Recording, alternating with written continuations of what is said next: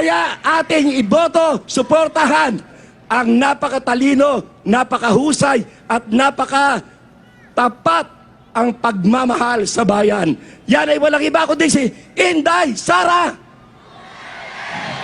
A few moments later. Walang kapana-panalo itong si Sara na ito kung tatakbo siya bilang presidente. Bakit noong 2022 ay hindi siya tumakbong presidente sa kabila ng pamimilit sa kanya ng tatay niya at sa kabila nung kakasigaw, lumawit na yung dila ng Run Sara Run movement ni Vivian Velez at mga kasama nito. Pero hindi talaga siya tumakbong presidente. Alam niyo ba kung bakit?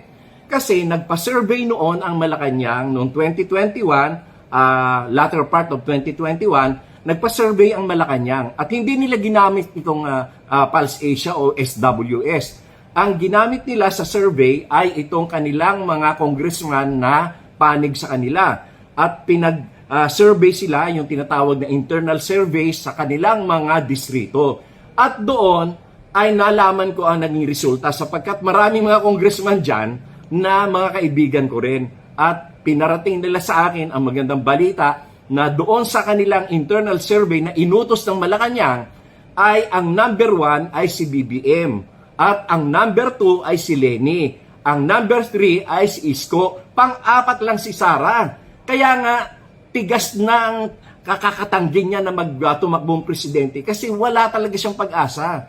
At siya ay pinipilit lamang ng kanyang tatay at posible na dadayain nila sa Smartmatic. Pero hindi talaga nagtumakbo si Sara kahit na nagkaroon pa ng nationwide na Run Sara Run movement. Hindi pa rin talaga siya tumakbo. At siya ay tumakbo at nag-file ng candidacy as mayor of Davao City.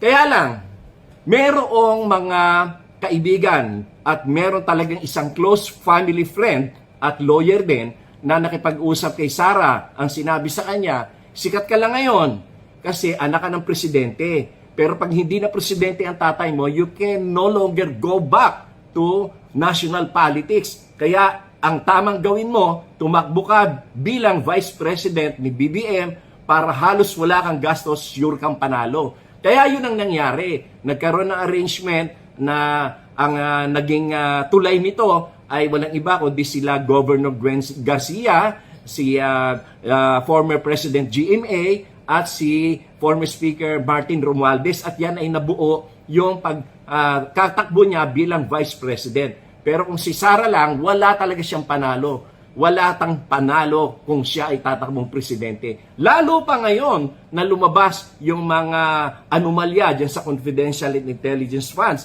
at yung kanyang kapabayaan bilang Secretary of Education at lumabas yung katotohanan na siya pala ay walang alam, boba at tanga. Kaya lalo lang na hindi siya mananalo dahil ang mga tao ngayon alam na ang karakas niya. Alam niya na wala siyang kapasidad. Wala nga siyang nalalaman kung ano ang nangyayari sa mga gobyerno natin .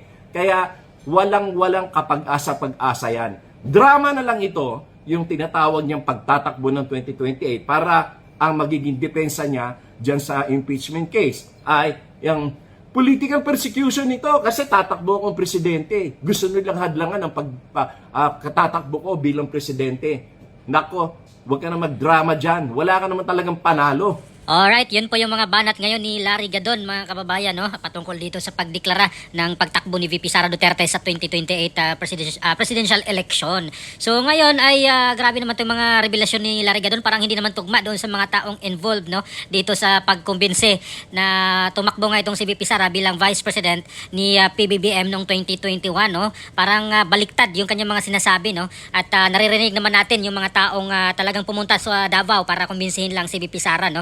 At parang mali rin po yung sinasabi niya na mismong si PRRD yung nagkumbinsi sa kanya na tumakbo pero ayaw ni VP, no? Baliktad yung kanyang sinabi or taliwas kasi sinabi ni dating Pangulong Duterte na sinabihan niya yung kanyang anak na wag nang tumakbo na Pangulo kasi mahirap yung trabaho at hindi pambabae yung trabaho bilang presidente at ayaw ni dating Pangulong Duterte na mahirapan, no? Si VP Sara, Mayor Sara nung 2021 na mahirap yung trabaho bilang presidente, walang tulog, ang daming trabaho at hindi pambabae no yung pagiging presidente daw ng Pilipinas. Pero itong mga sinasabi ni Larry Gadon, baliktad naman mga kababayan no. At alam natin na marami pong mga grupo talaga na nagrarally, nagkaravan na para lang ipakita kay VP Sara na tumakbo siya no, na suportahan siya or suportado si VP Sara noon, na maraming mga supporters sa kanya na tumakbo siya bilang presidente. Pero hindi po siya nakinig. Pero nung pumunta si Senator Amy at si BBM noon sa Davao, makailang beses po silang pumunta doon, no? At hindi naman po sikreto yan, nasa mga balita po yan, na talagang pumunta sa Davao para kumbinsihin nga, para tumakbo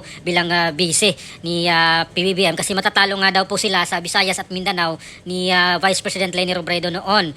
Talo nga sila noong 2016 kaya takot sila na iba yung magiging vice ni BBM. Talagang matatalo sila. At yung strategy nila na si Mayor Sara Duterte, kasi Mindanao talaga solid sa kanila, at plus Visayas pa, mga Bisaya. At pati mismo si dating Governor Luis Chavit Singson ay very vocal din naman, no? Ikininto niya yung mga nangyayari noon, noong mga panahon na yun, 2021, na talagang todo yung kailang panunuyo doon kay VP Sara or Mayor Sara na talagang maging busy nga ni PBBM or ni BBM noon. At ngayon ay nagsisisi na nga rin po itong si Manong Chavit kung bakit niya natulungan or tinulungan nga itong si PBBM dahil may Alzheimer na daw, no? Matapos po manalo ay kinalimutan na po sila.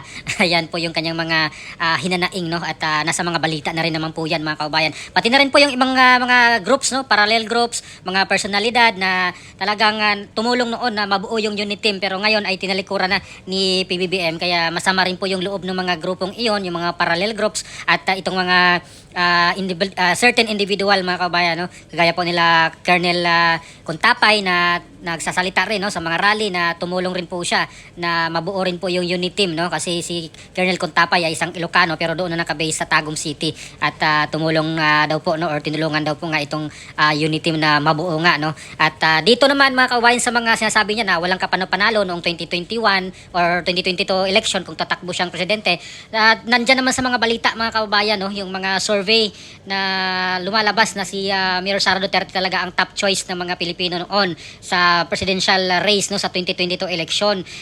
Lahat naman po ng mga balita nandyan yan, no, sa mga survey, yung mga Publicos Asia, yung Pulse Asia, Okta Research, may mga ganyang mga balita na lumalabas, no, na mga survey ng mga big firms, survey firms, na talaga makikita na si VP Sara or Mayor Sara ay nangunguna talaga noong mga panahon na iyon, na siya yung top choice. Kabaliktaran dito sa sinasabi naman ngayon ni Larry Gadon, no. At ngayong 2028, no, ganun pa rin, mga kababayan, nangunguna pa rin naman si VP Sara, no, sa mga top presidentiable. Kaya ngayon nga ay parang wala pang magano sa kanya, wala pang announcement or wala pang mga anunsyo yung mga kabilang parlor, no, kung sino yung ipangtapat nila, kasi si VP Sara talaga yung pinakamatinding makakalaban nila, kasi talagang number one siya sa mga survey, no, mga kababayan. Mapa-survey firm man yan or mapa-online survey, ay makikita naman natin na lumalabas yung number one, si VP Sara, mga kababayan, sa mga top choice ng mga Pilipino sa 2028 presidential election. Kaya sabi nga po ni dating Senador Franklin Drilon, itong si VP Sara ang woman to beat, no, sa 2028. Siya yung pinakamatinding makakalaban nila. Kaya itong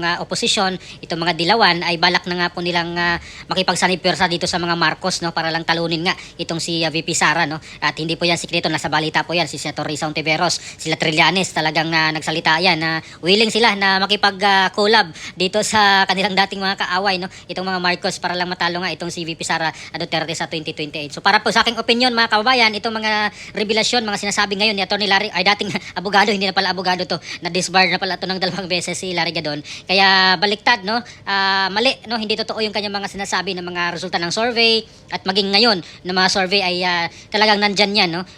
Hindi lang po talaga siguro niya kayang banggitin na nandyan si VP Sara number 1 sa mga lumalabas na survey na top choice ng mga Pilipino sa 2028 presidential election. At hanggang ngayon wala pang big name, no, or big names kung marami man itong Marcos administration, no, kung sino kaya ang kanilang ipanglaban sa 2028 presidential election. Kasi sure ko yun po yung mapunta sa kangkungan, dahil pag inendorso po ni PBBM yan, yung kanyang manok sa 2028, ay negative, mga kababayan, no, tandaan natin, negative yung kanyang ratings. Kaya talagang walang impact yan sa mga tao. Sino kayang boboto sa kanyang manok sa 2028? Nga siya mismo ay wala na pong naniwala sa kanya, mga kababayan. No? Or kung posibleng makipag-tandem sila or makipag-alyansa sila dito sa Dilawan, sa Liberal, ay mabahiran din po, no, sa aking opinion, mga kababayan, ay mababahiran nga itong pangalan ng Liberal Party dahil sa kanilang mga panindigan noon, sa kanilang prinsipyo na ipinaglalaban ng ilang dekada na talagang anti-Marcos yung kanilang stand, no, dito. So ngayon, ulabasa din dahil lang sa isang Sara Duterte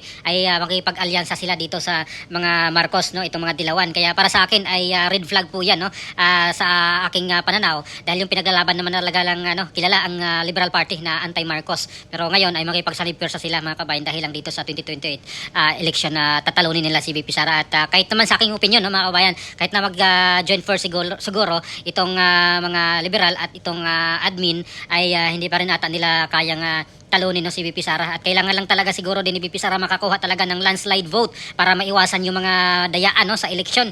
Kasi isa rin po yan sa mga pinag-alala ngayon ng mga tao, no, mga supporters si VP Sara, itong COMELEC na automated yung election kasi hindi nga po nakikita yung mga resulta, no, yung bilangan hindi nakikita ng tao, yung machine yung nagbibilang. Kaya panawagan nila sana itong COMELEC ay magiging hybrid na yung election sa 2028 para automated yung pagboto, yung pagsulat, pagpasok doon sa makina, pero manual yung pagboto, no, para may ebidensya makikita kung talagang may dayaan, mga kababayan. So yun po yung panawagan nila na sana maging transparent, no, itong bilangan ng COMELEC sa 2028 election. Kasi yun nga, maraming mga pending na mga reklamo ngayon, mga kababayan, nga dito sa election. Yung mga natalo ng mga nakarang election ay nag-complain sila, no, na talagang may dayaan or may sinasabi nila na may dayaan di umano sa election.